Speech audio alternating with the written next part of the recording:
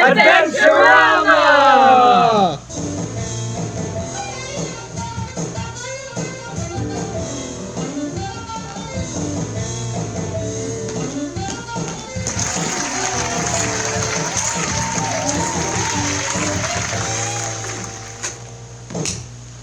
Hello everyone, welcome to Adventurama. I'm Shane. I'm Mark. And I'm Andy. Today, we have a very special episode for you guys, all about Australia Day! Woo! Now, before we get started, let's have a quick run through of what to expect this episode. On today's episode, Shane takes us on an expedition to the barren lands of Terra Australis. Mark gives us some tips and tricks on how to stay cool in the sun. And Andy shows us how to whip up some delectable Aussie tucker. Whoa, that's crazy! That looks exciting, guys, but I got an expedition to go on. Ooh, Adventurama! Bye, Shane. Bye! Bye. Mark, what's your favourite part of Australia Day? Oh, I like to sit in the summertime sun and have a nice snag. Me too. What's your favourite part of Australia Day? Wow, that's so cool! Let's go catch Shane on his expedition.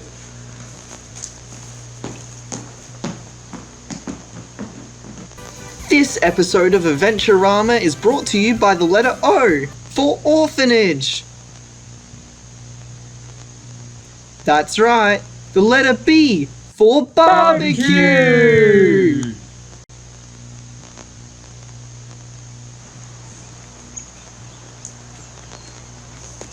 In this very special episode, it's time for a Shane's expedition. In Australia's history, we feel the best place to start is the beginning. Of course, I'm referring to the discovery of Australia by the British. When Captain Cook discovered Australia in 1770, on this very day, it was as barren as the land you see before you.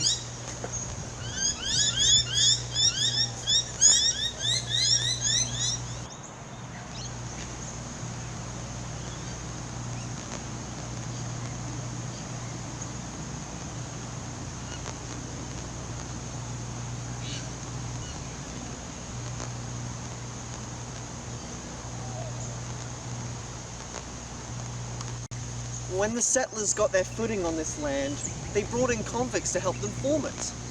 Convicts were criminals who were convicted of crimes in the late 18th century. They even had normal jobs like you and me. An example is a chimney sweep. A chimney sweep would wear a hat like this, a vest like this.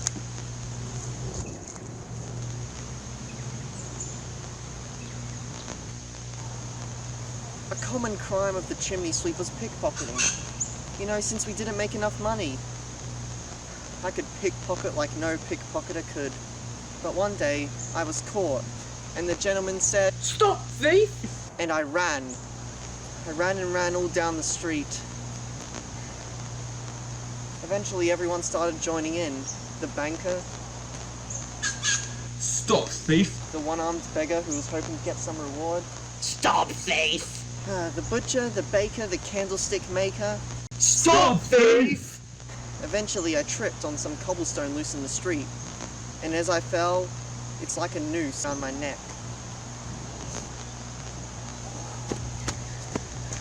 Name, John Dwyer, age, 9 years, place of birth, East London, height, 3 foot and 11.5 inches, complexion, ruddy, freckled, pock-pitted, hair, brown, eyes, grey, education, none, occupation. chimney sweep, You are charged with stealing a purse containing a...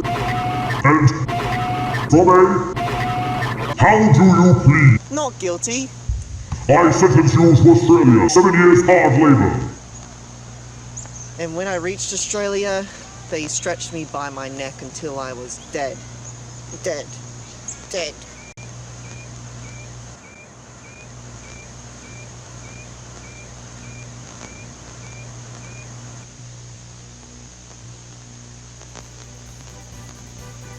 Well, hey kids, Australia's all about having fun in the sun, and we're going to teach you how. like footy. Footy's a great game to play with your friends, family, and just to have a good time. You beauty. Well, hey kids! Now that we know how the British came to our wonderful country, it's time to learn about the first people who were here, the Aborigines! Wow. What type of people were the Aborigines like? Well, Shane, they were really unorganized and primitive. They didn't even have proper houses. What? Really? Yep, but the British were so helpful, they even helped relocate children into better homes. Remember kids, when you feel like you're getting relocated, remember these 5 simple steps. Make sure to know your whereabouts. A good child is never lost. Always listen to the instructions of your governor and governess. A good child never disobeys. Erase all memories of your previous living status. A good child is never distracted by the past. Accept Jesus Christ as your Lord and Savior. A good child is never tempted by the devil. Scrub your skin daily to ensure you have beautiful white skin. A good child is never filthy.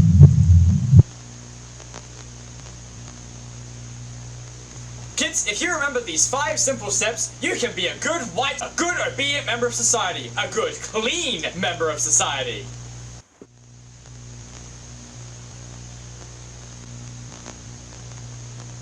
I tried to be a white fella. I made sure to know exactly where I was so I could appreciate the wonderful home I was put in. I'd always get distracted in my morning prayer, thinking if I could ever be as high as them stone steeples atop the church. The governor stared me down when I did that. Should have had my head in the clouds. Have to learn to be a good white fella first. Them other kids used to talk about their mobs. Some were from the far east or the west, or even that there desert in the centre of Australia. I was too young to know where my own mob was from. While them other kids got forced to forget about their homes, I dreamt of my own. Used to picture a nice place up near clouds, lots of rivers going down the hills. Other kids say there ain't a place like that around here or anywhere. Say my imagination run too wild. Listen well, young'un. Can't have you mucking about during morning prayers. You've been filling the other kids' minds with too many stories. Gonna make the governess mad. I'm sorry, Rosie. Please don't tell the governess about it. I'll be good. Promise. You bet your little neck you will. We'll want the governess and using them scissors of hers on you. Cut your neck clean off like them flowers in the garden. Heavenly Father above in them cloudy heavens, thank you for this new day on which I wake. But I must be asking, Father, will I ever be allowed beyond the pearly gates above? Will my skin ever be white enough to join your side? I scrub and I pray, but it just don't seem to be enough. Please, Father, give me some sort of sign. Oh, sorry, Governess. I'm coming to breakfast now. Just finished my morning prayer. Governess? What's with the scissors? Governess? Governess? I apparently had my head in the clouds too much. Guess that'd be why Governess had my head buried. Keeps me grounded, it does. Ain't no clouds down here.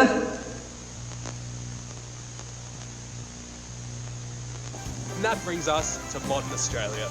Modern Australia is pretty familiar to you and I. There's so many fun things you can do. Like the Opera House, Luna Park, the beach, Golgotha Orphanage. Today on Adventurama, we'll be preparing an Aussie classic that's fun for the whole family. So first we'll get our beef, 2 eggs, an onion, and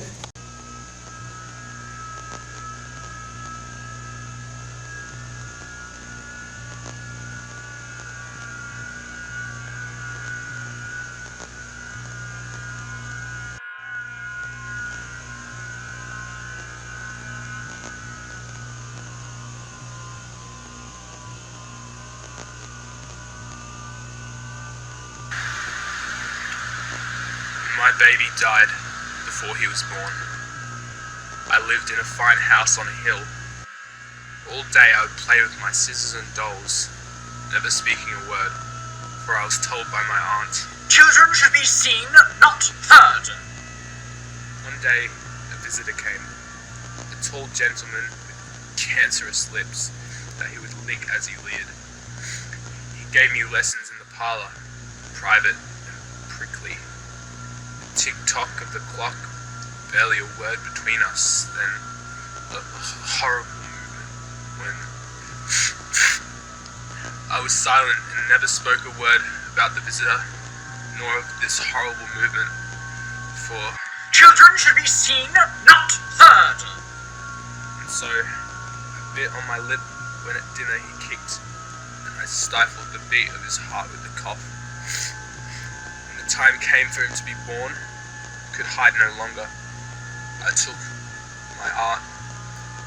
I told my aunt in a hoarse whisper. The doctor came with his bag and his hat, and he knocked on the door. He looked at me, and he shook his head.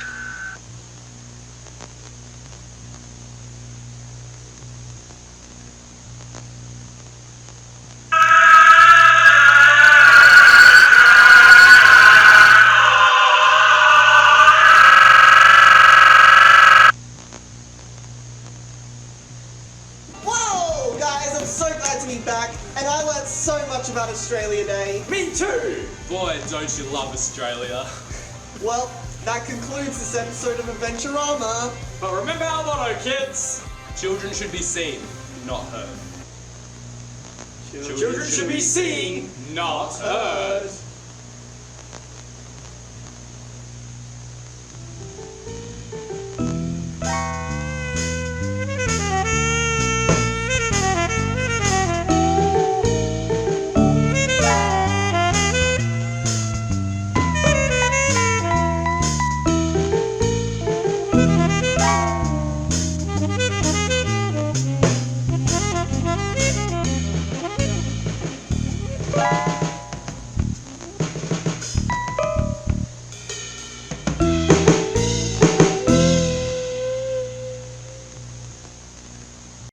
If you're listening to this, I'm Howard Harrick, Orphanage Inspector.